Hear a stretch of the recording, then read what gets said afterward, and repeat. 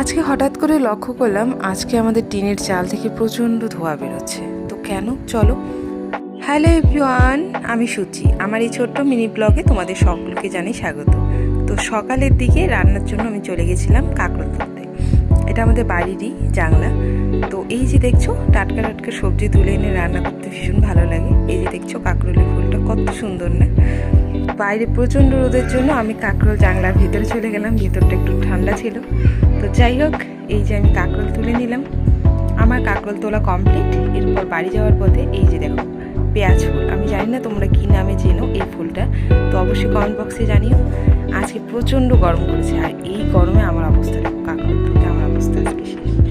কাঁকরোল তুলে বাড়ি আসার কিছুক্ষণ পরেই প্রচণ্ড বৃষ্টি শুরু হয়ে গেছিলো। আর বৃষ্টির পর রোদ ওঠাতে এই যে দেখতে পাচ্ছ টিনের উপর থেকে ধোয়ার মতো বেরোচ্ছে। আর এখন বর্তমানে যা প্রচণ্ড ওয়েদার চেঞ্জ, তার জন্য আমারও শরীর ভীষণ খারাপ হয়ে গেছিলো।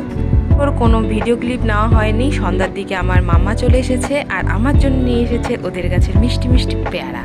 তো তাই আমার হাতে তুলে দিল। পেয়ারাটা ভীষণ মিষ্টি ছিল। থ্যাংক ইউ মাম্মা। এরপর ফ্রেশ হয়ে সোজা চলে গেছিলাম রান্নাঘরে চা করতে। চাও করে নিলাম সবাইকে চা দিয়ে। আজকে এভাবেই আমার সারাটা দিন কাটলো। তো চলো, দেখা হবে অন্য একটা মিনি ব্লগে। ততক্ষণে সবাই সুস্থ থেকো, ভালো থেকো, টাটা।